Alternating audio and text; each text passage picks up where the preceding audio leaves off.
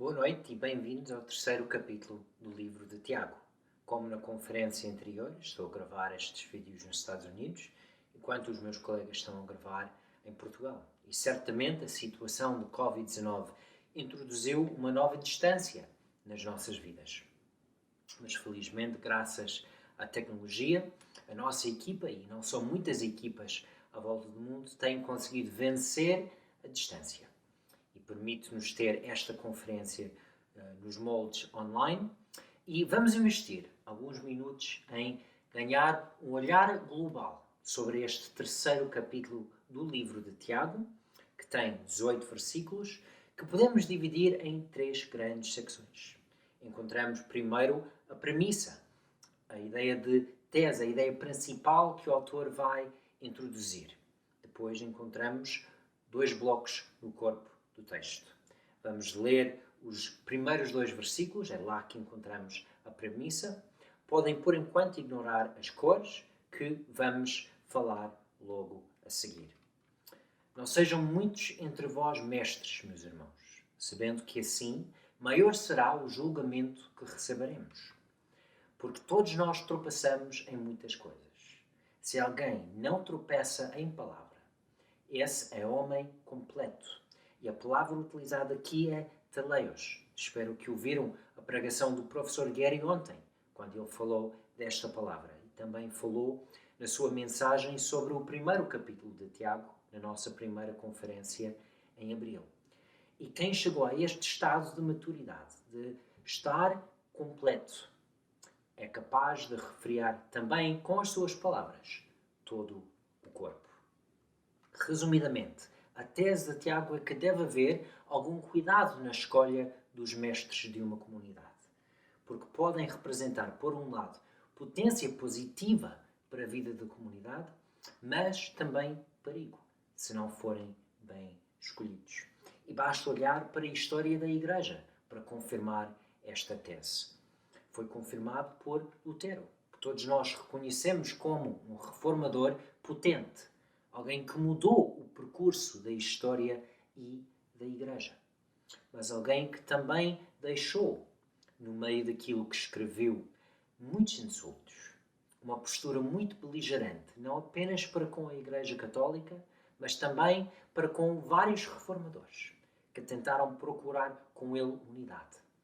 E que encontraram, em vez de unidade, esta postura beligerante.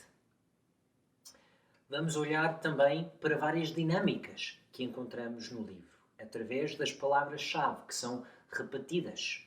E em vez de pôr as palavras, vamos usar as cores para sinalizar ao longo dos 18 versículos onde nós encontramos estas palavras-chave. A dinâmica mais óbvia ao longo do capítulo é a dinâmica do interior e do exterior. E o comprimento de cada linha apresentada é o número de palavras que pertence a cada domínio, exterior ou interior. Podemos ver que a maioria do capítulo foca mais nos sinais exteriores, com a exceção do corpo 2, onde Tiago olha mais de perto aquilo que acontece no interior para produzir estes sinais exteriores. Também podemos ver que os dois blocos do corpo têm uma estrutura muito semelhante. A, B, B', A'. Este tipo de estrutura coloca o foco nos assuntos dos blocos B, que são o que mais corresponde à premissa do autor. Também notamos que ao longo deste capítulo, Tiago deixou-nos várias avaliações morais. O que é bom e edificante para a Igreja, nós sublinhamos, nós destacamos com azul escuro, o que é mau e divisionista com azul claro. E notamos que neste capítulo encontramos mais referências negativas, mas o bloco do corpo 2 tem uma divisão muito linear. As secções A falam apenas do que é bom e desejável e as secções B falam apenas daquilo que é mau e divisionista. Também encontramos no corpo 1 várias palavras que falam de domínio. Encontramos 3 palavras assim nos blocos A e B, a primeira metade do corpo 1, e mais 3 usos na segunda metade deste bloco de texto. Também encontramos várias referências à comunicação. A palavra língua é mais usada entre esses e foca nos efeitos exteriores, como aquilo que nós comunicamos com as nossas bocas, também com a escrita, reflete o que está no coração da pessoa. Encontramos também nos blocos B de corpo 1 uma referência ao fogo, 3 vezes no bloco B, 2 vezes no bloco B', que salienta os efeitos potencialmente incendiários da nossa comunicação. Então, ligando todas essas dinâmicas da palavra-chave com a nossa estrutura, podemos resumir de seguinte modo. Os mestres podem ser uma potência ou um perigo.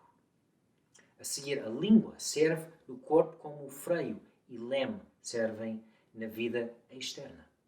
Domínio do pequeno. Nos blocos B encontramos a língua como um fogo, uma fonte de incêndio e, no bloco A', a língua como algo insubjugável, um elemento potencialmente divisionista. E, no último bloco, no corpo 2, vemos que Tiago articula estes dois conceitos de sabedoria e de inveja. Nos blocos A, lidando com a sabedoria interior e exteriorizada, nos blocos B, com inveja também interior e exteriorizada.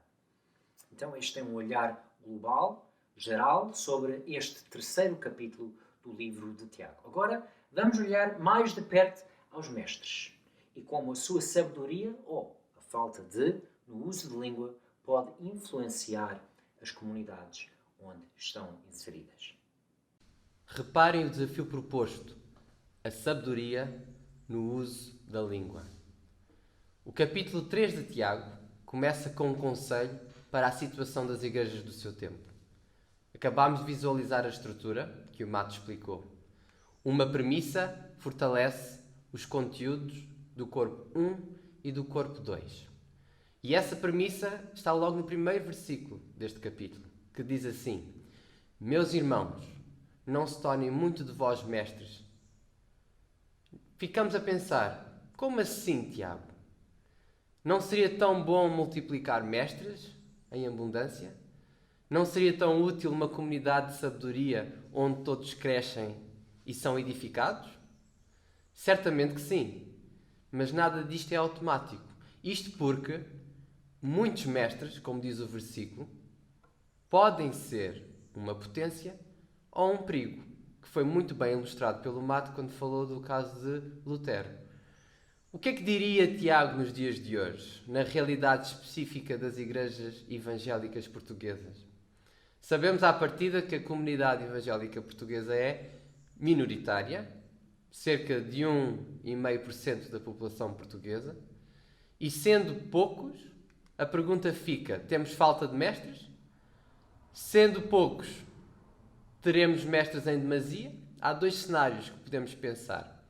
Realmente somos poucos, somos minoria, mas também é verdade dizer que temos uma grande diversidade de igrejas e denominações, desde as pequenas congregações com 20, 30 membros, até às maiores, com algumas centenas. Poucos, mas infelizmente também é verdade que somos extremamente divididos. Existem muitos estilos de liderança e governo da Igreja. Há o estilo mais autoritário, centralizado num líder, ou o estilo mais democrático, do tipo de votações em Assembleia Geral. Mas não parece ser esse o problema. Na boa diversidade de estilos de liderança, o que nós verificamos é que realmente não há respeito mútuo. Criticamos-nos constantemente e colocamos tropeços uns aos outros. E por isso não verificamos também interajuda estratégica. Andamos de costas voltadas e não acreditamos no sucesso do outro, olhando até com suspeita. Por essa razão, também não há obras conjuntas, ou há pouco disto. Não conseguimos ter esta voz ativa na sociedade, fazer projetos de continuidade e ficamos até mais com eventos que pouca durabilidade têm. Então acho que podemos dizer que Tiago não está de todo longe da nossa sociedade e da nossa situação, porque muitos há a quererem ser mestres. E muito realmente têm títulos de mestres. E temos muitos mestres, como diz, mas com a agravante de divididos e realmente uns contra os outros. Nesta pluralidade desconexa, podemos até referir o provérbio português: cada cabeça sua sentença, com a agravante que não se chegam a consensos para o bem das obras de fé. Talvez precisamos inverter este dizer português e dizer realmente a sua sentença, a sentença de Deus para cada cabeça. Que podíamos até dizer que são cabeças duras, conhecem a expressão, que resistem à vontade do Espírito de Deus, que tanto deseja que trabalhemos em unidade cristã. Portanto, a pergunta estratégica nesta multidão de mestres: se és mestre, és ensinável? Estás pronto a ouvir a voz de Deus? Falámos hoje de reformadores da fé protestante, e é realmente a herança protestante que colocou a Bíblia nas mãos do povo, que é uma dádiva de facto que contribui para a liberdade. Liberdade de expressão, liberdade de interpretação bíblica. Contudo, parece que faltou também colocar certas medidas e contramedidas, porque juntamente com esta liberdade, realmente precisamos de responsabilidade no uso e manuseio das Escrituras. Com bastante atenção, especialmente aos comentários escrupulosos que muitas vezes se fazem. E basta abrir as redes sociais para perceberem do que eu falo. Muitas das vezes escandaloso e até vergonhoso aquilo que se vê a acontecer. E desta forma os protestantes têm-se gabado, e com muita vaidade, de terem a Bíblia. E é usada até como um argumento contra os católicos. Mas podemos também lembrar um provérbio: a quem muito é dado, muito é exigido. Também neste princípio de responsabilidade, nós verificamos na premissa de Tiago: meus irmãos, não se tornem muito de vós mestres, sabendo assim que maior será o julgamento que receberemos. Ao mestre é-lhe dado mais, e por isso também lhe é exigido mais. Dizemos que temos a Bíblia, dizemos que somos protestantes, temos a Bíblia, é um facto, mas é a própria Bíblia que fala contra nós também. Dizemos que temos a fé verdadeira, a fé bíblica, mas a pergunta é: teremos as obras de amor que acabámos de ouvir? Aqui não vale a pena apontar o dedo a ninguém, realmente, pois tenho mais dedos a apontar para mim. E Tiago não fica de todo excluído desta sua premissa. Ele próprio diz: porque todos nós, inclui ele próprio, tropeçamos em muitas coisas. Quem nunca tropeçou, quer seja mestre ou outra posição na igreja? Durante o crescimento da fase humana, conhecemos a fase dos tropeços. É a altura que tentamos andar e correr e caímos com muita frequência. E parece, afinal, o que o Tiago está aqui a dizer é que a idade dos tropeços nunca sai de nós e perdura para toda a vida. Porque o princípio que ele partilha é: todos tropeçamos, que é outra forma de dizer que todos somos pecadores, todos falhamos, todos dizemos coisas que não devíamos. E não é um erro aqui ou ali, são muitas coisas a ritmo diário. Novamente, há alguém que se exclui? Não de todo. Por isso, Tiago faz o desafio. Será que podemos imaginar se alguém não tropeça em palavra? Será que podemos imaginar algum destes cenários? Se alguém não tropeçar em palavra, então realmente encontramos uma pessoa completa. Uma pessoa que é capaz de ter domínio sobre o que faz, domínio sobre o seu corpo. Eu acredito que podem tentar, mas não vamos conhecer uma pessoa realmente que nunca tivesse tropeçado no seu falar.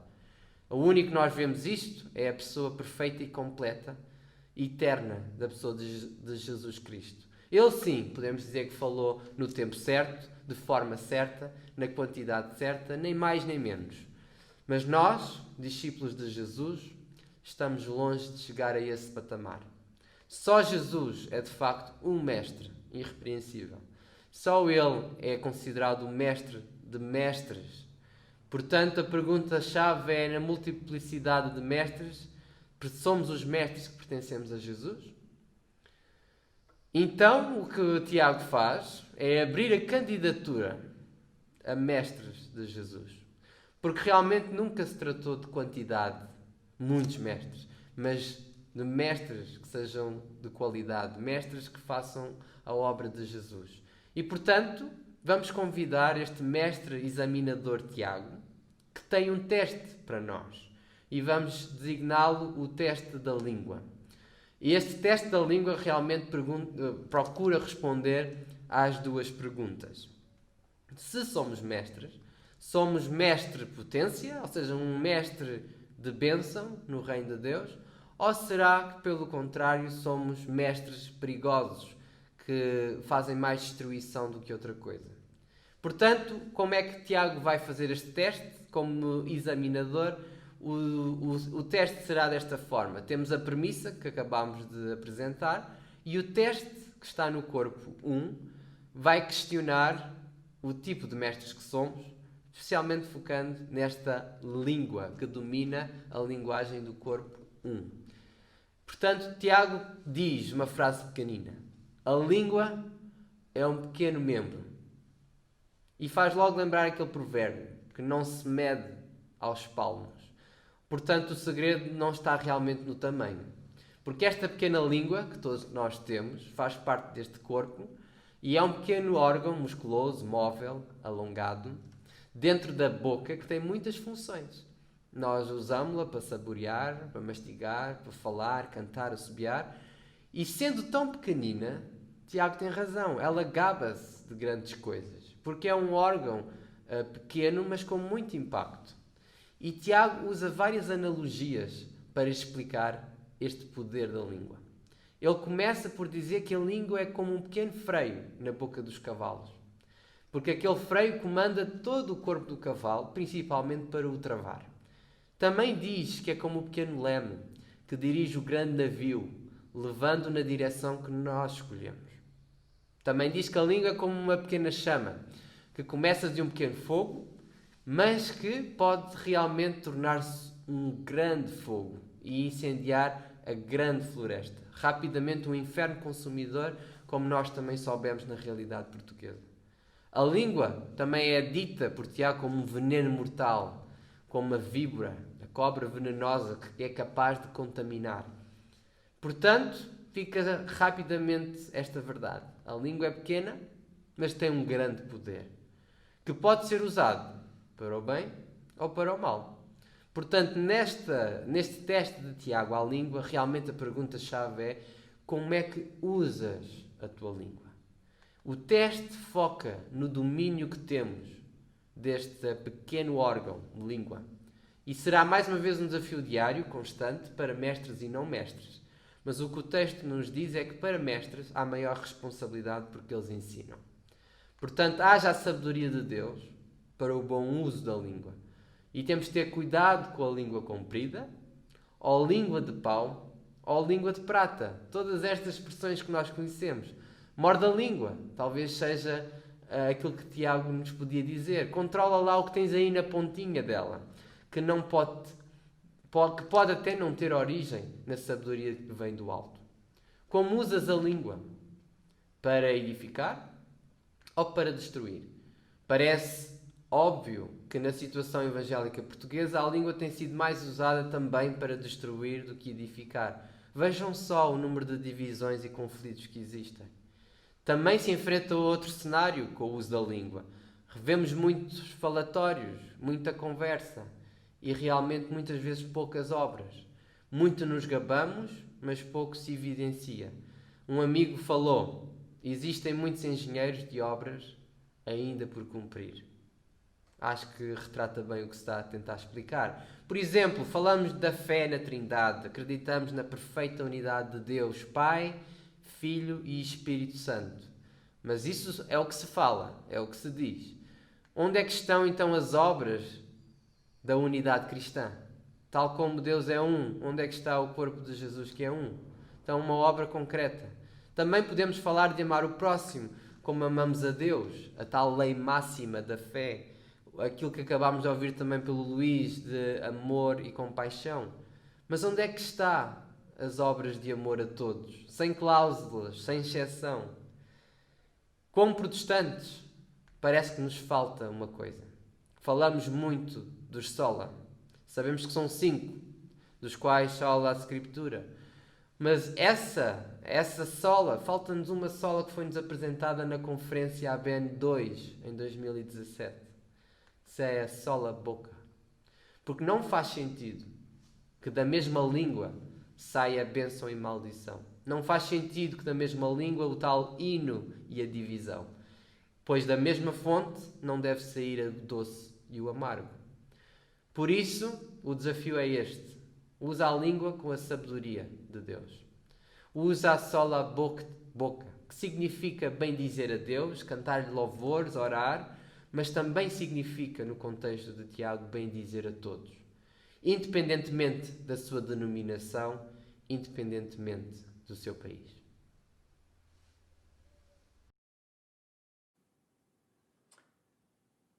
Tendo focado na questão dos mestres e como a sua influência na comunicação pode influenciar negativamente a vida de uma comunidade, agora vamos focar no objetivo desejável para todos nós: a paz e a edificação da Igreja.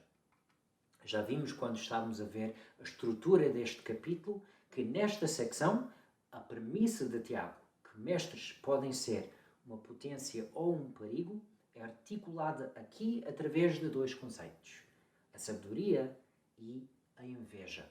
Cada um uma verdade interior que corresponde a certos sinais exteriores. Porque a inveja está nos blocos B e B', que é o que corresponde à mais enfatizada por este tipo de retórica, vamos focar nestas qualidades primeiro. Em versículo 14, nós lemos: mas se guardam zelo, que se transformou em inveja amarga. E este verbo guardar implica posse voluntária. Não simplesmente aconteceu assim. A pessoa é que cultivou este tipo de ambiente interior. E a palavra zelo pode ser, em outros lugares do Novo Testamento, uma palavra positiva para entusiasmo. Mas neste caso, o desejo de chegar onde os outros chegaram, em vez de servir de motivação, produziu inveja no interior da pessoa, que levou a outra qualidade: espírito faccioso, espírito divisionista nos vossos corações. Então, quem tem estas características, não vangloriem, nem mintam contra a verdade. Dois imperativos. É da abundância do coração que a boca fala. E porquê é que pessoas que têm tal ambiente interior não devem ser mestres? Porque esta não é a sabedoria que desce do alto. Pelo contrário, pertence ao mundo e é natural, é contrário ao espírito e diabólica. Porque onde há tal inveja e espírito faccioso, aí há instabilidade e toda a má prática. E aqui vemos o impacto comunitário de quem cultivou inveja no seu interior e depois exteriorizou. Se esta pessoa tem influência nos outros, o produto final será instabilidade comunitária, que inevitavelmente vai levar ao conflito. Então, é muito importante que pessoas com este tipo de características não chegam ao lugar de mestre. Justifica a premissa de Tiago. E é interessante a palavra inveja. Todas as culturas têm certas características negativas que têm mais força na sua cultura.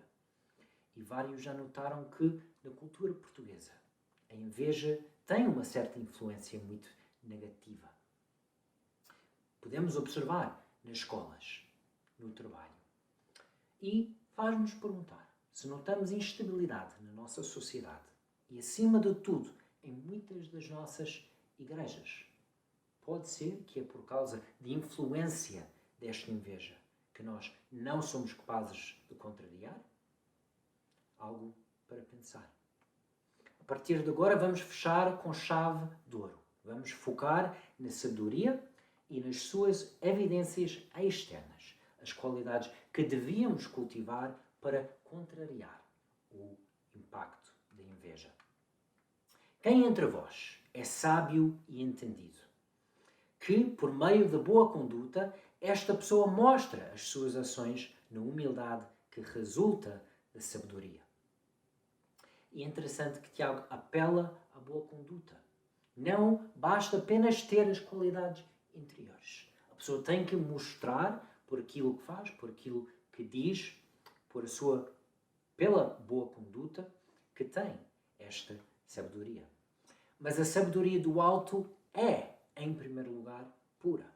Algo que faz contraste com a contaminação, com o efeito incendiário da língua, que nós vimos no bloco do corpo 2, que Samuel acabou de falar. Depois, é posicionada a favor da paz. A diferença entre ser pacífica e posicionada a favor da paz é a diferença entre não provocar conflito e saber resolver conflitos que a pessoa não criou. É compreensiva, trata os outros de modo justo e dócil. É razoável, ou disposta a ouvir razão, ouvir o que os outros têm a dizer, sem interromper, sem ter que logo mandar abaixo. É cheia de misericórdia e de bons frutos. É imparcial, o que implica agir sem preconceitos, sem os favoritismos que já vimos no capítulo 2 de Tiago. E é sem hipocrisia, é sincera. O fruto, ou a colheita, que consiste em justiça, algo que todos nós desejamos ter no meio das nossas igrejas. Se é este o fruto pretendido, então qual é o processo? É semeado em paz, por aqueles que trabalham em prol da paz. 3 vezes temos encontrado esta palavra paz nos últimos 2 versículos. E não é por acaso. É porque o ambiente da sementeira é determinante na colheita.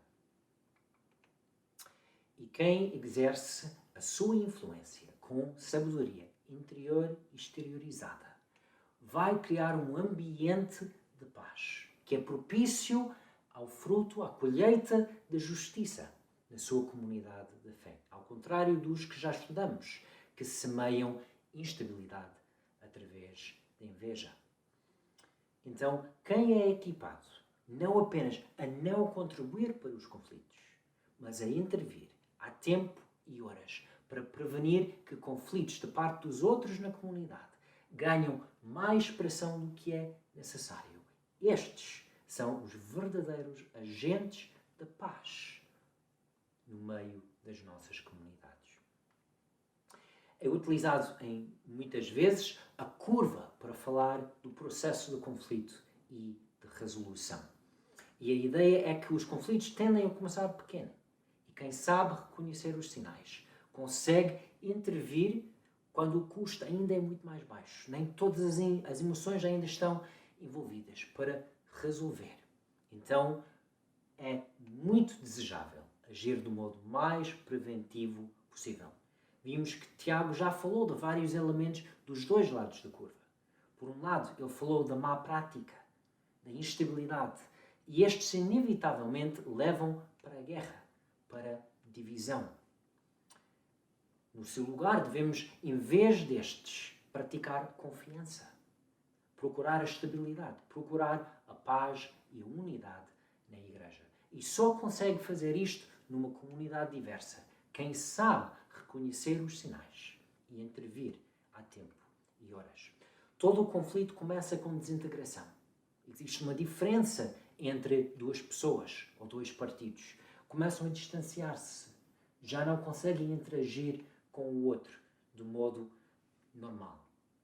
É um sinal de perigo. E vimos que Tiago viveu isto em Atos capítulo 15.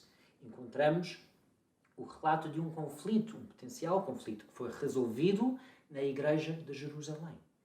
E houve um pequeno grupo que tinha certas opiniões sobre como os gentios que converteram deviam proceder de viver a fé.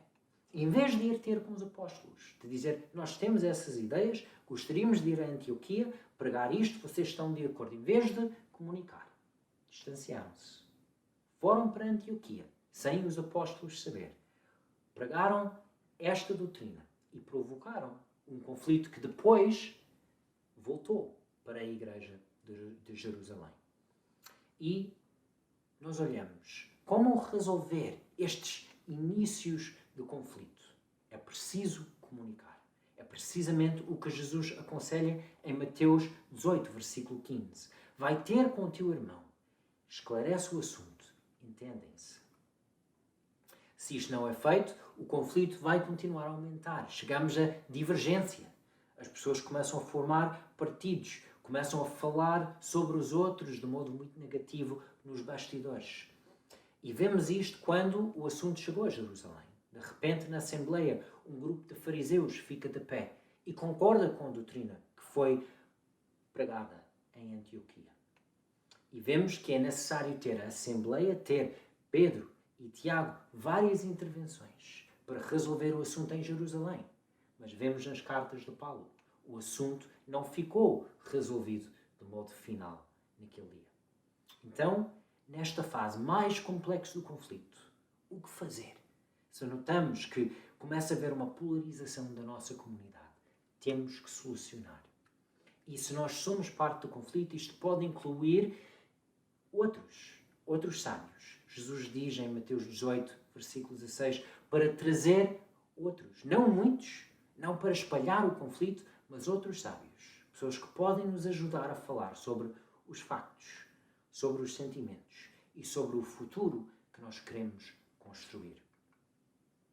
A última fase do conflito é a fase de destruição.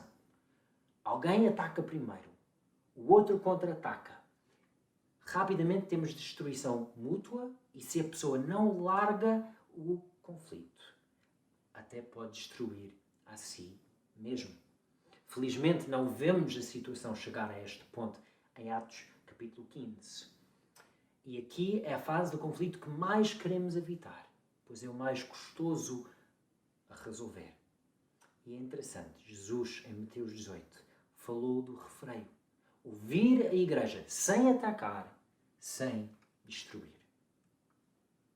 Então, olhar para a curva confirma a tese de Tiago. Os mestres podem trabalhar para qualquer um dos lados. Podem ser destrutivos, podem ser um perigo, tal como podem ser edificantes e podem ser uma potência. Muito parte do que cultivam no seu mundo interior. Portanto, meus amigos, no seu ser, cultiva conhecimentos e hábitos que produzem edificação, que fazem de vocês uma potência na vossa comunidade. Quais são estas características? Versículo 17. Mas a sabedoria do alto é, em primeiro lugar, pura, posicionada a favor da paz, compreensiva, razoável, cheia de misericórdia e de bons frutos, imparcial e sem hipocrisia. Para a paz e justiça da Igreja em Portugal, vamos todos nós trabalhar para sermos agentes de paz. Observar as fases do conflito. Ter coragem de intervir a tempo e horas para eliminar a instabilidade e a inveja do nosso meio, para a honra e glória do Senhor Cristo.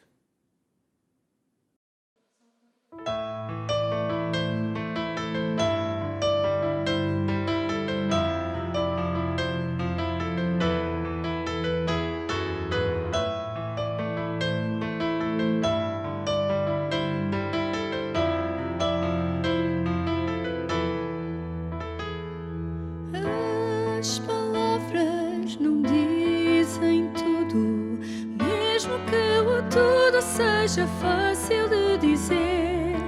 Com certeza fala bem melhor o mudo se a sua atitude manifesta o que crê.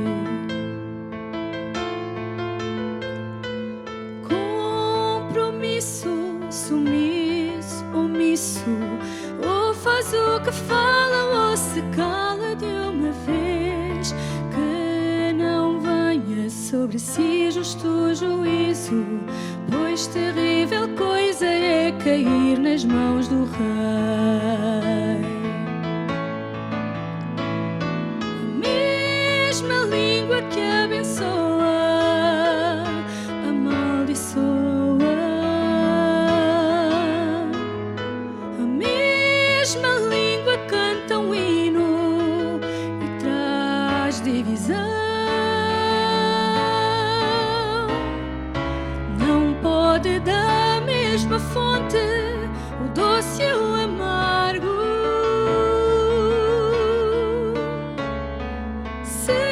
Cristo habita de facto no coração.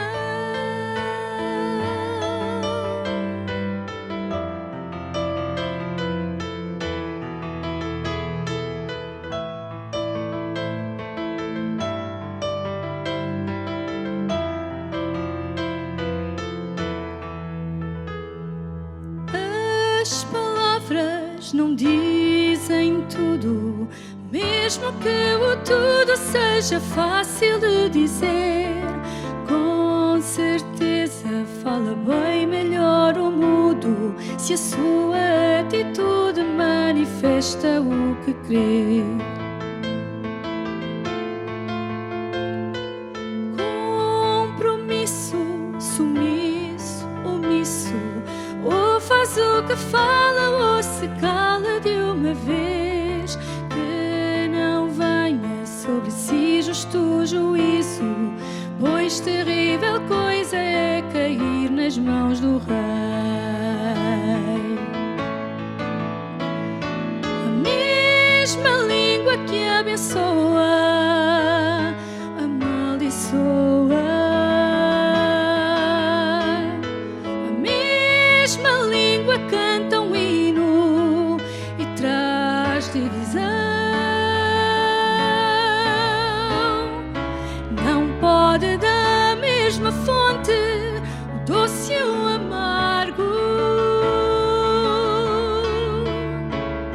Se Cristo habita de facto, a mesma língua que abençoa, amaldiçoa. A mesma língua canta um hino e traz divisão. Não pode da mesma fonte o doce e o amargo. Se Cristo habita de facto,